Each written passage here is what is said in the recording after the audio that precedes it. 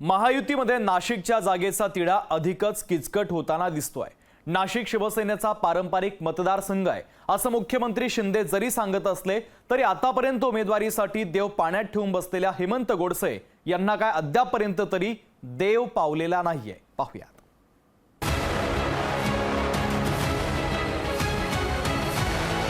महायुतीमध्ये कळीचा मुद्दा ठरलेल्या जागांपैकी एक जागा म्हणजे नाशिक लोकसभा मतदारसंघ। या मतदारसंघाचा तिढा सुटणं दूरच उलट दिवसागणिक गुंता वाढताना दिसतोय।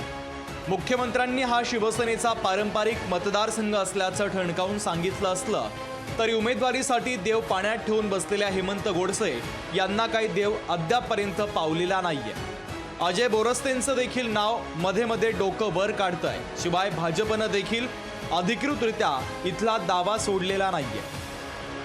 राष्ट्रवादी काँग्रेसच्या छगन भुजबळ यांनी माघार घेतली असली तरी राष्ट्रवादीने आपला दावा कायम ठेवला आहे।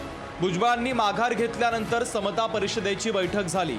यामध्ये छगन भुजबळ यांनी निवडणूक लढवावी असा ठराव मांडण्यात आला, पण यानंतर दादांच्या राष्ट्रवादीची नाशिकमध्ये बैठक पार पडली आणि यात राष्ट्रवादीचा उमेदवार मिळावा अशी सर्वानुमते मागणी करण्यात आली।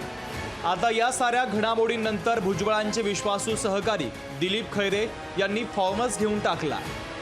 सध्याची जी राजकीय परिस्थिती आहे या पार्श्वभूमीवर बऱ्याच कार्यकर्त्यांचं म्हणणं पडलं की आपण अर्ज घेतला पाहिजे। त्यामुळे आम्ही आज अर्ज घेतलेला आहे। पुढील दिशा आदरणीय भुजबळ साहेबांशी चर्चा करून आम्ही त्याचा निर्णय घेऊ आणि भुजबळ साहेब सांगतील त्याप्रमाणे पुढचा निर्णय घेऊ। नाशिक लोकसभा मतदारसंघात महाविकास आघाडीकडून ठाकरे गटानं सिन्नरचे माजी आमदार राजाभाऊ वाजे यांनी प्रचाराला जोरदार सुरुवात केली आहे। राजाभाऊंच्या प्रचारासाठी महाविकास आघाडीच्या नेत्यांचं 29 तारखेला शक्ती प्रदर्शन देखील होणार आहे। तरीही महायुतीतला तिढा सुटलेला नाहीये। राष्ट्रवादीच्या ट्विस्टनं हा गुंता आणखीनच वाढत चालला। महेश महाले, लोकशाही मराठी, नाशिक। लोकशाही मराठी ऐका, पहा, जागरूक रहा।